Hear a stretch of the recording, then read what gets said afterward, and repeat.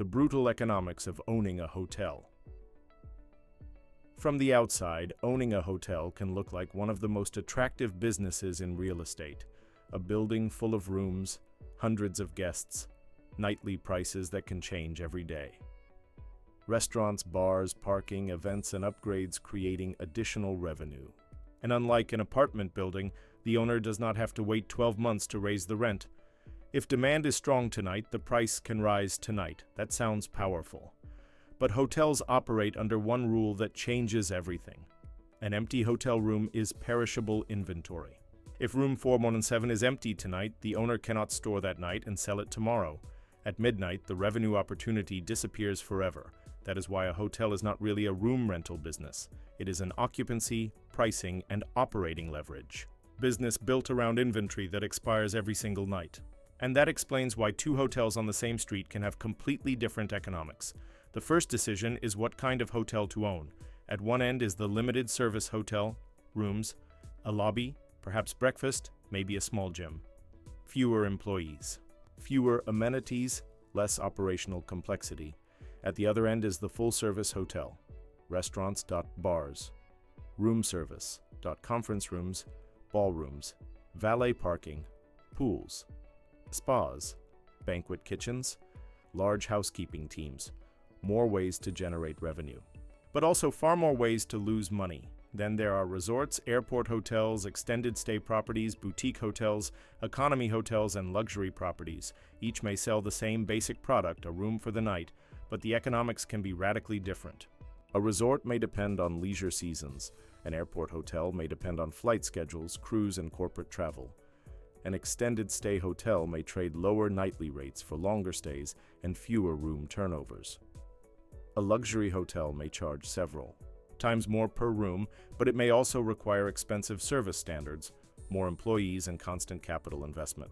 So before an owner asks, how much can this hotel make? The better question is, what kind of demand is this hotel designed to capture? Because demand determines occupancy, and occupancy is the first engine of the model. Imagine a hotel with 200 rooms. If 140 rooms are occupied tonight, occupancy is 70%. If only 80 rooms are occupied, occupancy is 40%. The building still exists in both cases. The front desk still needs staff. The elevators still run. The lobby still has to be cleaned. The property still needs security. Insurance still exists. Property taxes still exist. Debt payments still exist. Management still exists, and the building still needs maintenance. That is operating leverage. A large portion of hotel costs do not disappear just because fewer guests arrive. This can make hotels extremely profitable when occupancy is strong, and extremely painful when occupancy collapses. But occupancy alone does not explain performance. Suppose Hotel A fills 90% of its rooms by charging $100 per night. Hotel B fills only 75% by charging $200. Which one is better? The answer depends on the revenue generated from every available room. That is why hotel operators obsess over two numbers. ADR and RevPAR. ADR means average daily rate. It tells the owner the average price paid for an occupied room. RevPAR means revenue per available room. It combines occupancy and pricing into one number. Imagine that same 200-room hotel charging an average of $200 with 75% occupancy. It sells 150 rooms. That generates $30,000 of room revenue for the night. Divided across all 200 available rooms, RevPAR is $150. Now imagine the hotel cuts its price to $140. Occupancy rises to 90%. Now it sells 180 rooms. The lobby looks busier. More elevators are moving, more beds are occupied, but room revenue is only $25,200. Occupancy improved, revenue fell. That is the central pricing problem. A hotel does not want maximum occupancy at any price. It wants the most profitable combination of occupancy and rate, and that is why room prices move constantly. A Tuesday can cost more than a Saturday. A major conference can double demand. A concert can change prices. A sports final can change prices. A holiday can change prices. A canceled flight can suddenly fill an airport hotel. A recession can weaken corporate travel. A rainy week can hurt a resort. The same physical room can be worth $80 one night and $800 another. The room did not change, the demand did. This makes hotel inventory fundamentally different from most real estate. An apartment owner may set rent once per year. A hotel can reprice the same space hundreds of times. Strong operators forecast demand months in advance. They study booking pace, competitor prices, local events, historical occupancy, day of week, seasonality, group reservations, airline traffic, corporate accounts, and exactly how many rooms remain unsold. The goal is simple to describe and difficult to execute. Sell the right room to the right customer at the highest profitable rate before the night expires, but then another business enters the transaction. The online travel agency, a traveler searches for a hotel. Instead of going directly to the hotel's website, the traveler uses a booking platform. For the customer, this is convenient. For the hotel, it creates demand, but that demand can be expensive. If a third-party platform takes a commission, the hotel does not keep the full room rate. A $200 reservation booked indirectly can be less valuable than an identical $200 reservation booked directly. That is why hotels care so much about direct bookings, and it is one reason large hotel brands invest heavily in loyalty programs. Points, member rates, free Wi-Fi, late checkout, room upgrades, mobile check-in. These benefits are not simply generosity. They help pull the customer away from third-party platforms and into the hotel's own ecosystem. A loyal guest can also be cheaper to acquire next time. The hotel knows the customer already trusts the brand, and the next reservation may arrive without another expensive commission. But branding creates another cost. Many hotels do not actually own the name above the entrance. An investor may own the building while operating under a franchise from a major hotel company. The brand can provide reservations, marketing, standards, and customer trust. In return, the owner may pay franchise fees, reservation fees, marketing fees, and other charges, and sometimes the owner does not even operate the hotel. A separate management company does. Now the economics become much more complicated. The investor owns the real estate. The brand controls standards. The management company runs the property. The booking platform delivers some customers. The lender finances the building, and the guest sees only one logo above the entrance. Hotel ownership can therefore be much more fragmented than it appears. The building, the brand, and the operator can all be different businesses, and every layer wants to be paid. Then comes the cost structure. One of the largest operating expenses is labor. Housekeepers, front desk staff, maintenance employees, managers, security, food and beverage workers, valet attendants, engineers, sales teams, revenue managers, and depending on the property, dozens or hundreds of additional employees. Every occupied room creates work. The bed has to be changed, the bathroom cleaned, towels replaced, trash removed, supplies restocked, the room inspected, then the entire process repeats when the next guest arrives. That makes housekeeping one of the most important operational systems in the hotel. If rooms are not ready on time, check-in slows, guests become angry, reviews fall, compensation may be issued, and the hotel can end up with rooms that physically exist but cannot be sold because they are not ready. The inventory is there, demand may be there, but housekeeping capacity becomes the bottleneck. Labor therefore has to move with occupancy. Too few employees and service collapses. Too many employees and payroll destroys margin. The owner is constantly trying to match staffing levels to demand that changes every day. Then come utilities. A hotel is essentially a building where hundreds of individual spaces must remain comfortable around the clock. Heating, air conditioning, hot water, lighting, laundry, elevators, pools, kitchens, ventilation, internet infrastructure. A guest may leave the air conditioner running while spending the entire day outside. Another may take a long shower. A conference can fill a ballroom with hundreds of people who need cooling, lighting, and catering. The hotel pays for the infrastructure behind every experience. Then there is laundry, sheets, pillowcases, towels, robes, restaurant linen, pool towels. A large hotel can process enormous quantities of fabric every day. Some properties operate their own laundry, others outsource it. Either way, every occupied room creates another recurring cost.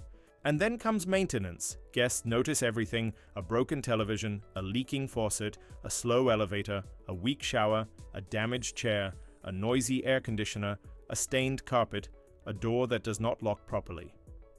In an apartment building, a tenant may tolerate an inconvenience while waiting for repair.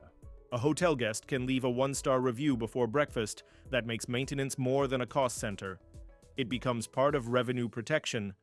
The property is selling trust on a nightly basis. If enough customers believe the hotel is dirty, outdated, or unreliable, pricing power disappears. And that leads to another brutal part of the economics.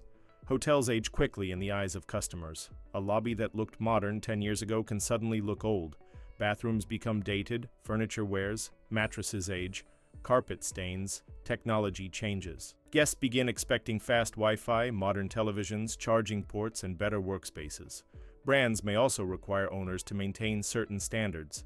So even a profitable hotel can periodically require millions of dollars in renovations. Rooms may be taken out of service, furniture replaced, bathrooms rebuilt, corridors renovated, the lobby redesigned, the exterior updated, mechanical systems upgraded. The owner is not spending this money because the old building stopped functioning. The owner may need to spend it simply to protect the hotel's existing room rate.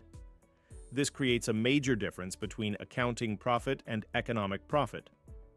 A hotel may generate strong operating cash flow, but part of that cash must eventually go back into the building. Furniture, fixtures, equipment, roof systems, elevators, HVAC, technology. The asset is constantly consuming capital. Then there is food and beverage. From the guest's perspective, the restaurant is another amenity. From the owner's perspective, it may be an entire second business operating inside the first. Food inventory, chefs, servers, dishwashers, kitchen equipment, waste, health regulations, long opening hours. Room service, a restaurant can increase the attractiveness of the property. It may help support room rates, but that does not mean it automatically produces high margins. Some hotel restaurants function more like strategic amenities than major profit centers. Events can be different. A ballroom can generate room rental, catering, beverage sales, audiovisual fees, service charges, parking, and room bookings. A wedding does not only monetize the ballroom. It can monetize multiple parts of the hotel at the same time. The same is true for a conference. A corporate group may reserve 100 rooms, rent meeting space, buy breakfast, lunch, dinner, pay for audiovisual equipment, use the bar after the event, and stay several nights. One contract can generate revenue across the entire building. That is why full-service hotels often aggressively pursue group business. But group business also creates concentration risk. Imagine a large conference reserving hundreds of room nights. Then 2 weeks before arrival, the event is cancelled. The hotel suddenly has a huge block of rooms to resell, and the clock is already running. Those cancelled Tuesday night rooms cannot be carried into next month. Hotel inventory expires. This creates an obsession with booking windows. A reservation 6 months in advance has value, but it is not guaranteed profit. Guests cancel. Groups reduce room blocks. Corporate travel policies change. Airlines change routes. Events move cities. Hotels are constantly forecasting a future that becomes worthless one night at a time.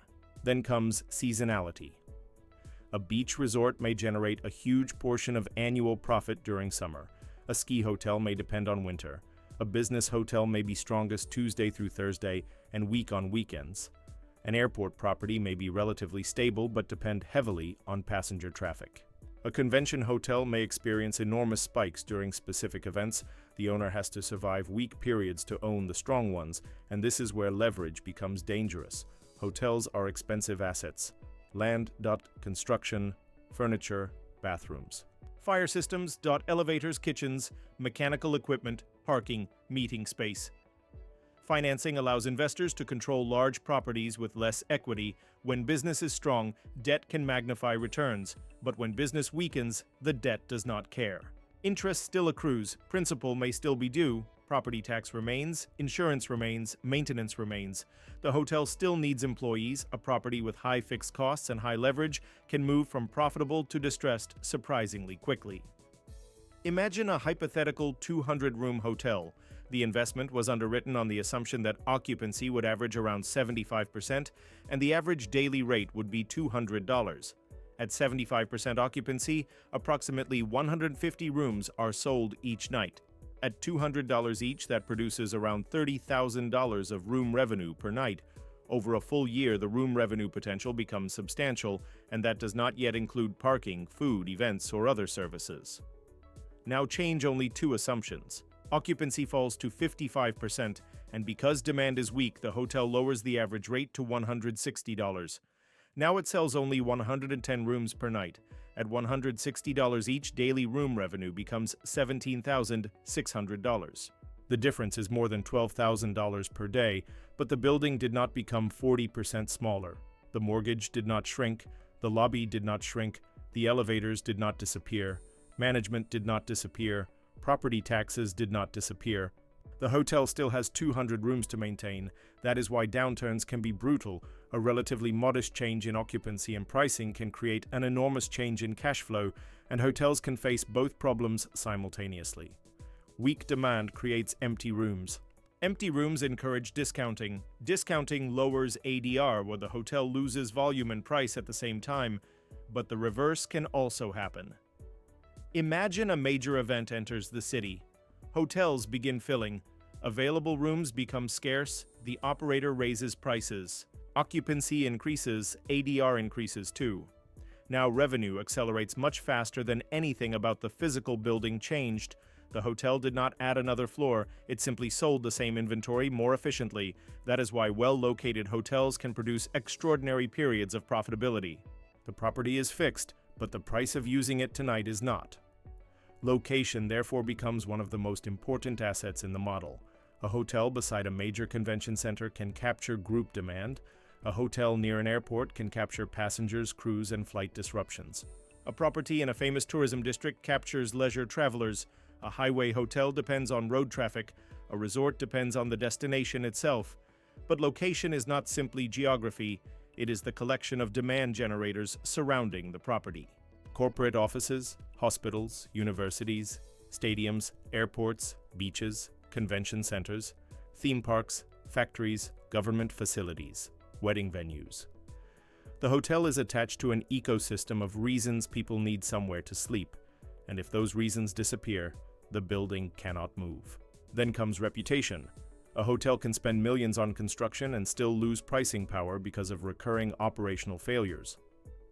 Dirty bathrooms, noise, bad service, broken air conditioning, unsafe parking, slow check-in, bedbugs, negative reviews. Expose those problems before the next customer ever reaches the property. Travelers can compare dozens of nearby hotels within seconds. Price, photos, location, ratings, reviews, amenities. Every weakness appears beside a competitor's strength. The hotel is no longer competing only with the building next door. It is competing inside a search results page. That changes marketing. Photography matters, review scores matter, search ranking matters, loyalty programs matter, brand recognition matters, promotions matter, distribution matters, and the source of the guest matters too. A hotel with high occupancy is not automatically a strong hotel. Where did the guests come from? How much commission was paid? What discount was required? How many rooms were sold cheaply to groups? How much did the guests spend after arrival? What is the net revenue after customer acquisition costs? 2 rooms sold for $200 are not always economically equal. One guest may book directly, another may come through a high-commission platform. One may stay one night, another stays 5. One may buy nothing beyond the room. Another pays for parking, dinner, drinks, and breakfast. One requires a full room turnover tomorrow. Another remains several nights. Channel mix matters, customer mix matters, length of stay matters, ancillary spending matters. Experienced operators therefore do not see every occupied room as identical. They segment demand.corporate.leisure.group, government.airline.extended.stay.direct.third-party.loyalty. The hotel is allocating a limited number of expiring rooms among different customer types. Now imagine 2 hotel owners. The first owner sees a beautiful property in a growing city. The lobby is impressive. The rooms look expensive. The owner assumes the hotel will perform because people will always need somewhere to stay. The property is purchased at a high price, but the owner underestimated future renovation requirements. A new competitor opens nearby. The hotel becomes heavily dependent on online booking platforms. Labor costs rise, the restaurant loses money. A large corporate account moves to another hotel. Occupancy begins falling. The owner cuts prices to recover volume. ADR falls too. Debt payments remain unchanged. The building still looks impressive from the street, but financially the investment begins to break. The second owner begins with demand. Why do travelers come here? Which nights are strongest? Which nights are weakest? How many competing rooms already exist? How many new hotels are under development? What percentage of guests book directly? How much group demand exists? What capital improvements will be required? What is the break-even occupancy? How low can ADR fall before debt becomes uncomfortable? What happens if the largest corporate customer leaves? What happens during a recession? Only after answering those questions does the owner decide what the hotel is worth. The second owner is not simply buying rooms, the owner is underwriting demand, and that distinction is critical. Hotels can be seductive because the revenue appears easy to calculate.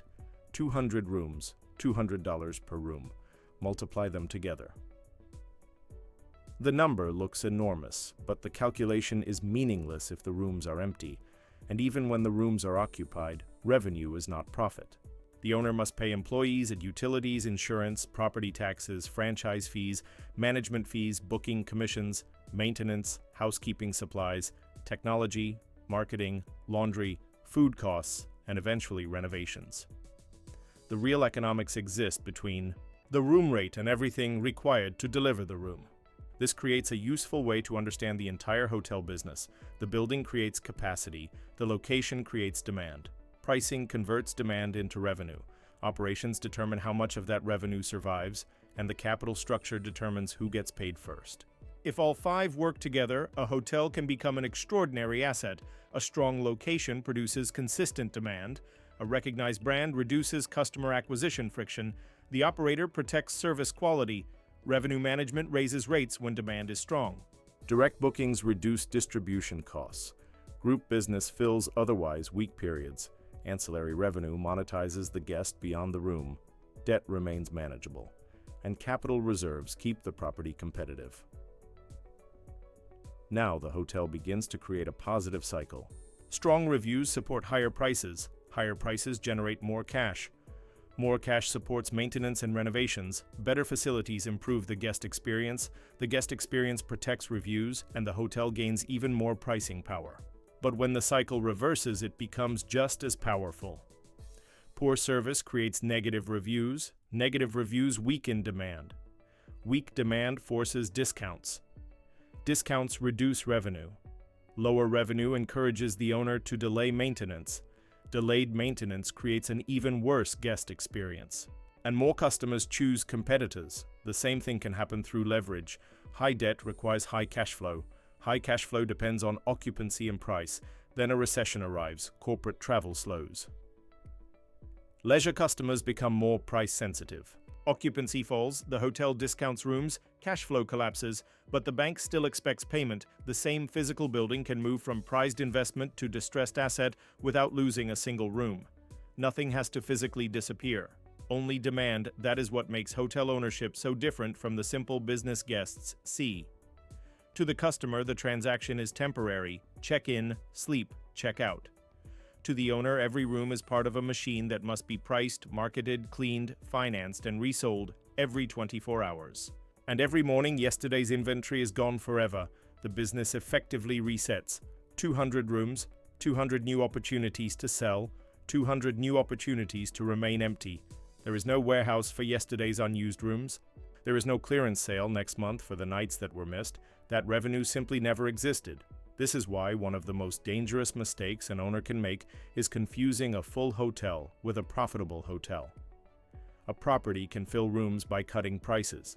It can buy demand through online platforms. It can accept low-rate group business. It can spend aggressively on promotions. The lobby may look busy, but activity does not automatically create value. The owner needs profitable occupancy, customers acquired at the right cost, rooms sold at the right rate, operations controlled efficiently, and enough cash left over to maintain the property and service the debt. That is the real machine. From the street, the hotel appears to be one business. Inside, several businesses are operating simultaneously. The rooms are a real estate business. Revenue management behaves like an airline pricing system. Housekeeping is a labor operation. The restaurant is a food service business. Events are a hospitality and logistics business. The loyalty program is a customer acquisition system. The franchise is a distribution network, and the balance sheet is a leveraged real estate investment. The owner has to make all of them work together, because a failure in one area can damage everything else. A dirty room creates a bad review. The bad review reduces pricing power. Lower prices reduce cash flow. Lower cash flow delays renovation. An outdated property creates more bad reviews, or a different chain begins with location. Weak location creates weak demand. Weak demand forces discounts. Discounts reduce margins. The owner cannot afford the level of service required to compete, and the hotel becomes trapped. This is why the best hotel investment may not be the most beautiful building. It may be the property with the strongest demand generators, disciplined. Operating costs, manageable debt, and enough pricing power to survive weak periods. Because in hotel ownership, the building is only the container. Demand is the real asset. The room creates capacity. The location creates demand. The operator protects the experience. Pricing determines how much each night is worth, and occupancy decides whether tonight's inventory becomes cash or disappears forever. That is the brutal economics of owning a hotel. Every unsold room has an expiration date, and that expiration date is midnight. Would you ever consider investing in a hotel knowing that every empty room becomes permanently lost revenue the moment the night ends? Share your opinion in the comments. If you enjoyed this breakdown, like the video and subscribe to Business Unboxed for more stories about how the world's most misunderstood businesses actually make money.